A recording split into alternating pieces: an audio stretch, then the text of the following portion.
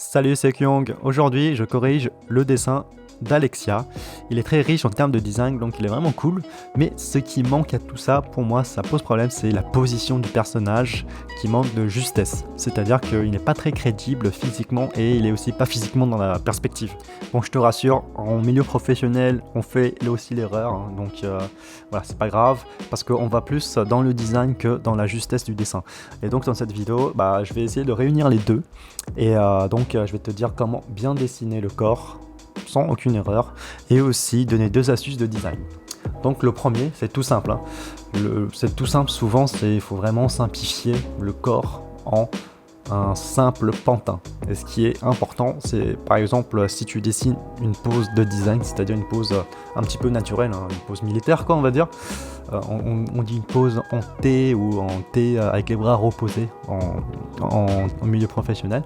Et en fait, il faut juste le simplifier. Il faut juste simplifier et essayer de dessiner le pantin de ton personnage. Et tu vas voir que quand tu vas dessiner le pantin de ton personnage, tu vas voir Alexia que c'est où tu t'es trompé tout de suite. Et du coup là, tu vois, j'ai essayé de le dessiner. J'ai essayé de suivre ton dessin, ce qui fait que mon pantin il est pas réaliste aussi. Enfin, il est chelou mon pantin. Et tu vois que la ligne du milieu, ça permet d'avoir une découpe du personnage déjà, et tu sais tout de suite que ça pose problème. Le personnage il tient pas debout, tu vois. Il a des pieds un petit peu sur le côté. Donc voilà. Pense bien. Première chose, c'est chercher le milieu de ton personnage. C'est important d'avoir le milieu parce que le milieu, ça structure tout le dessin. Donc si c'est bancal, enfin si c'est pas au milieu. Enfin, si ton trait du milieu est bancal, tout le dessin est bancal. C'est vraiment le milieu de la balance, quoi. Faut vraiment voir ça comme ça. Voilà, j'ai essayé de dessiner rapidement le pantin de ton personnage, Alexia, et tu vois que les jambes devraient tomber beaucoup plus, déjà les jambes devraient être beaucoup plus écartées. Et pense aussi à, n'hésite pas à surtout dessiner en cylindre, ce qui fait que quand tu dessines en cylindre, un cylindre en perspective, d'ailleurs il y a une vidéo de ça, j'explique comment vraiment s'améliorer en dessinant les pantins, il y a un lien en description si tu veux en apprendre plus sur comment dessiner des personnages comme des professionnels. Ici c'est plus une technique de triche, c'est utilisé en professionnel mais ça t'apprend pas à dessiner, c'est ça le problème. Mais c'est largement fonctionnel, c'est ce qui est conseillé justement par les meilleurs artistes, concept artistes au monde, c'est-à-dire ceux qui conçoivent des personnages pour le jeu vidéo, ils utilisent ça. Des références, c'est tout simple, ils utilisent des photos, d'ailleurs les photos c'est dans une galerie de photos pour professionnels dessinateurs que j'ai pris cette image. C'est pour ça qu'on a des photos en turn around, c'est-à-dire qu'on a des photos en 360 où on peut voir tous les angles des personnages pour pouvoir le dessiner. Donc moi souvent je te conseille de te prendre en photo en premier déjà, juste avec ton personnage, tu prends en photo et tu dessines. Pas besoin d'aller dans l'anatomie artistique, ça c'est une erreur complètement, c'est normal parce que tout le monde quand on te parle de personnages et les gens qui savent pas vraiment dessiner des personnages vont te dire que faut apprendre l'anatomie artistique. Ça c'est plutôt pour l'imagination. Tu vois, si tu veux dessiner des trolls, si tu veux dessiner des gobelins, évidemment tu vas utiliser l'anatomie pour modifier les muscles, mais si tu dessines des humains ça sert à rien l'anatomie artistique, il faut juste savoir simplifier en pantin. Ça c'est facile, tout le monde peut le faire. Enfin facile, tout le monde peut le faire. Seulement si tu as regardé la vidéo en bas de la vidéo en description, le lien qui est en description de cette vidéo là, ça t'emmènera sur une page, tu mets ton email, tu rentres ton email et tu as le bonus en vidéo juste après. Tu vois, là j'ai dessiné le pantin de la photo, donc tu vois c'est déjà beaucoup mieux. Et on a quelque chose qui a déjà beaucoup plus de proportions. Tu vas voir pourquoi. En fait ton personnage il a le bassin un petit peu trop bas. Ce qui fait qu'on ressent un déséquilibre entre tout le volume du haut de son corps et la base de son corps, et ça c'est la technique de design que je vais rééquilibrer à la fin. Là je suis en train de me chercher, je sais pas ce que je fais, je m'enregistre pas en même temps en train de dessiner parce que j'arrive pas à diviser mon cerveau en deux, je sais pas comment font les gens, donc voilà, patiente, ça va arriver. Là je me rapproche là, attention, les choses sérieuses vont arriver. Là, d'accord, je redessine. D'accord, là c'est bon, je me souviens. En fait là, tu vois, ce qui est bien aussi, c'est que si tu es en digital, ou soit si tu as une planche, une table lumineuse, imprime un personnage en nu comme ça, et en fait tu calques et tu redessines par-dessus. Ça c'est un conseil très utile et c'est vraiment, je te jure, c'est utilisé en milieu professionnel. Donc faut pas hésiter à tricher, hein, le temps c'est l'argent, donc voilà. Mais bon, après évidemment, quand tu dessines tes personnages, tu peux tricher, mais quand tu t'entraînes, bah t'évites de tricher, hein. C'est comme ça, et tu vois, moi je me fais pas chier, enfin je me montre en train de tricher, tu vois, faut le faire, faut pas hésiter. Après le plus dur évidemment c'est de mettre l'objet sur la tête, hein. Et ce qui fait que voilà, apprends à bien synthétiser les formes, tu vois, juste la tête, hein, souvent je le synthétise comme ça, la tête de Loomis, il y a une vidéo sur ça sur la chaîne pour te montrer, qui te montre comment le faire, et tu vois, faut bien suivre les proportions, il faut bien suivre les volumes, et c'est vraiment ça qui va t'aider, hein.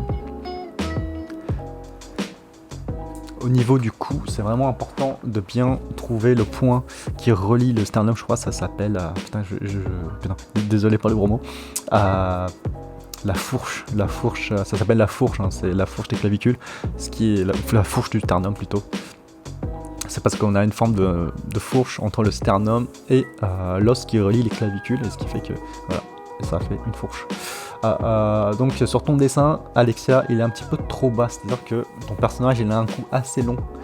À mon avis, c'est parce que tu as placé, tu t'es peut-être trompé au niveau des pectoraux, tu les as dessinés un petit peu trop basses. Et ici on a deux perspectives, hein, pour être clair avec ton dessin, on a une perspective sur le haut du corps et une autre perspective en bas du corps. Donc c'est pour ça que je recommande de prendre des photos, au moins tu risques pas de te tromper. Et tu vois, tu as juste à suivre le dessin, et tu vois que les pectoraux il est un peu plus haut. Après aussi, on parle d'anatomie, et ton personnage il est plutôt mésoforme, c'est-à-dire qu'en termes de corps, en fait, l'être humain a trois types de corps: ectomorphe, c'est-à-dire grand et fin, longiligne, mésomorphe, c'est on va dire le milieu, et le endomorphe, c'est-à-dire le mec avec qui est un petit peu trapu, mais avec les épaules très larges. Tu verras que tu as peut-être des amis comme ça. Et moi, mon personnage, la photo il est plutôt ectomorphe. Ton personnage, son buste en fait est un buste mésomorphe. Par contre ses jambes, il a des jambes de poulet quand même. En muscu on parle de jambes de poulet pour les gens qui sont musclés, mais avec des mollets tout petits. Ce qui fait que voilà, ça a besoin d'un rééquilibrage. Donc là on verra plutôt en design. Mais voilà, moi j'ai accouché de l'anatomie, voilà, je voulais le faire. Là ensuite il y a aussi des directions de genoux qui sont super importants. Toi ils partent dans le même sens, sauf que ton pied il part dans d'autres sens. Donc là faut faire attention. C'est pour ça que je mets souvent des flèches, mais avec des cônes. Au départ ça me permet justement de visualiser l'espace 3D, l'espace en 3 dimensions dans le dessin. Et ce qui fait que c'est beaucoup plus juste après en termes de dessin, et tu formalises ta vision mentale de l'espace, tu vois. J'ai fait les chemins, par exemple tes genouillères, en termes de tridimensionnalité, bah, ils partent un petit peu en croisée alors qu'ils ne devraient pas se toucher. Et tu vois là je me suis pas fait chier, hein, j'ai complètement dessiné sur le personnage. Sur la photo plutôt, pas le personnage. Comme ça en 3 quarts. Là, ça c'est une technique de design. C'est une technique de design, il faut bien que tu notes. En termes en design, on fait souvent les pieds, un pied de profil et un pied de face, ou de 3 quarts. En fait, pourquoi? C'est parce que ça permet justement d'économiser le design des pieds.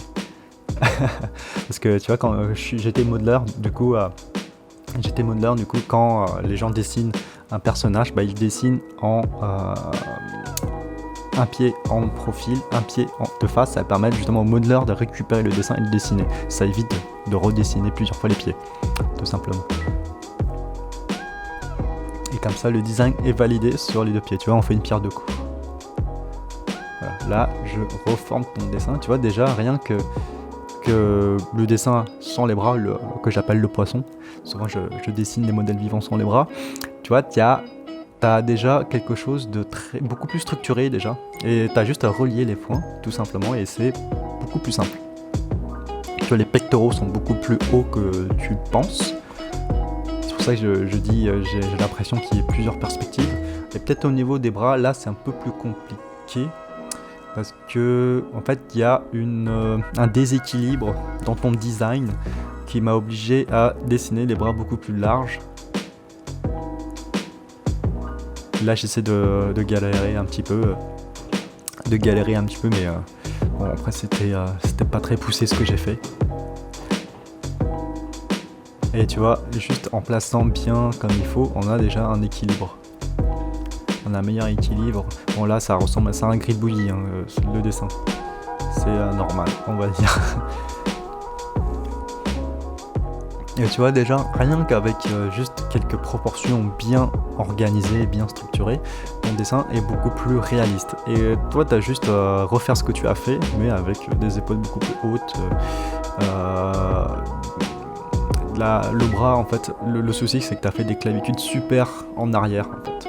Là, on a l'impression qu'il a un dos très large, ce qui fait qu'il a une laxité au niveau des pectoraux. Donc vraiment, il faut le monter vers l'avant, ce qui fait que ça sera beaucoup plus réaliste. Ensuite, ouais, j'aimerais bien parler de ton design. Il est plutôt cool, hein. Il est vraiment cool. Il a suffisamment. Il a un équilibre des couleurs, ça j'aime bien. Il y a aussi des zones vides, des zones contrastées avec beaucoup de détails, ça c'est bien. Donc c'est nickel, bravo pour ton design. J'ai jamais joué à Monster Hunter, je pense que si j'y joue, je lâcherai pas, donc je touche pas aux jeux vidéo. Voilà, tu vois, je remets le bras en avant parce que ton bras, en fait, le problème du design de ton bras, il est très il a une espèce de côte de maille dessus, donc ça casse peut-être la silhouette. C'est un problème, je le trouve un petit peu trop banal, on va dire court sur pattes. En fait, il me paraît trop petit pour un champion, on va dire. Et ce qui fait que, tu vois, à mon avis, il doit pas être... je me souviens plus combien de têtes j'ai calculé. Mais je pense que ça serait intéressant de le mettre sur 8 têtes. En fait, 8 têtes, ça, c'est stéréotype du héros. Les héros sont souvent sur 8 têtes, c'est-à-dire en termes de proportion, ils devraient être plus grands. Donc voilà, on essaie de l'allonger un petit peu plus. Tu vois, en fait c'est tout con, mais en fait j'ai affiné ses épaules, hein. Ce qui fait qu'il paraît beaucoup plus grand. C'est comme ça. Je vais te montrer la différence là. Tu vois ici, souvent je mesure. Toi, je crois il est beaucoup plus petit. En fait, il paraît un peu trapu, comme je t'ai dit, parce que c'est à cause de ses épaules et le bas de ses jambes qui sont un petit peu trop courts. N'hésite pas à rallonger un peu plus, donner un peu plus de cuisses et aussi si tu structures bien les épaules, c'est beaucoup plus visible. Ici, il a 7 têtes. Bon, c'est vrai que 7 têtes, ça fait, moi j'ai dit 8 je crois, mais 7 têtes, ça paraît beaucoup plus déjà mieux. Mais tu vois, il est à 6,5 ici, donc ça paraît un petit peu bizarre. Tu vois, pour un super héros, à mon avis, c'est à cause de la tête et le buste qui est trop grand. Comme je t'ai dit, deux perspectives, donc c'est pour ça qu'on a des incohérences. D'ailleurs, si toi qui regardes cette vidéo là, si tu as envie aussi que je corrige tes dessins, je le fais par email. Si tu as envie, donc clique en bas de cette vidéo, il y a un lien qui t'emmène déjà sur une page où je te montre comment dessiner des personnages comme un professionnel. Et tu as aussi une petite vidéo de cours sur les 3 fondamentaux pour dessiner des personnages comme un professionnel. Ensuite, tu auras accès à mon email et tu pourras m'envoyer tes dessins. Et si c'est intéressant, je prends en correction et si tu me le demandes, bien sûr, évidemment. Et moi, je te dis à la prochaine vidéo. Salut!